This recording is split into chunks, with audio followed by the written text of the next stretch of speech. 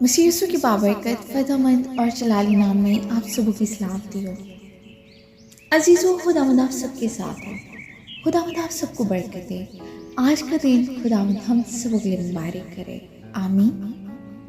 अजीज़ों, आज सुबह हम कलामी मुक़द्दस में से पढ़ेंगे यशायाह की किताब, उसका 63वां 7वीं आयत से पढ़ेंगे जी। इस्राएल पर खुदावंद की शफ़क़त।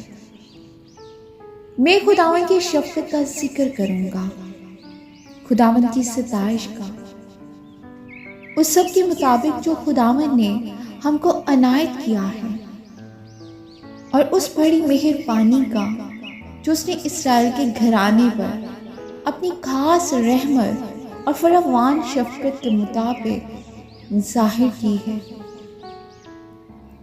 क्योंकि उसने फरमाया, यकीनन वो मेरे ही लोग हैं, ऐसी औलाद जो बेवफाई ना करेगी।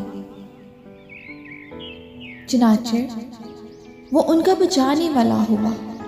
उनकी तमाम मुसीबतों में वो मुसीबत ज़रदा हुआ और उसके हजूर के फरिश्ता ने उनको बचाया।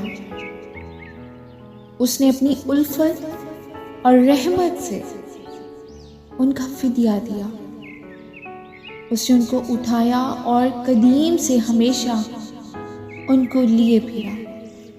लेकिन वो बागी हुए और उन्होंने उसकी रूह कदूस को गमगीन किया, इसलिए वो उनका दुश्मन हो गया और उनसे लड़ा। फिर उसने अगले दिनों को और मूसा को और अपने लोगों को याद किया और फरमाया, वो कहाँ है जो उनको अपने गला के चुपानों समेत समंदर में से निकाल आया?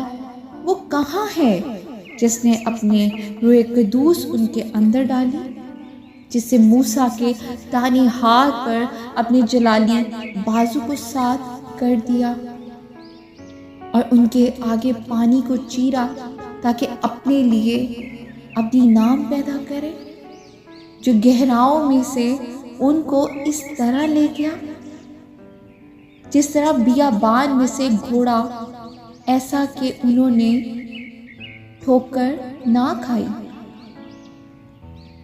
जिस तरह मवेशी वादी में चले जाते हैं, उसी तरह खुदावन की रूह उनको आराम गाह में लाई, और उसी तरह तूने अपनी कौम की हदायत की ताकि तू अपने लिए जलील नाम पैदा करे, आमीन।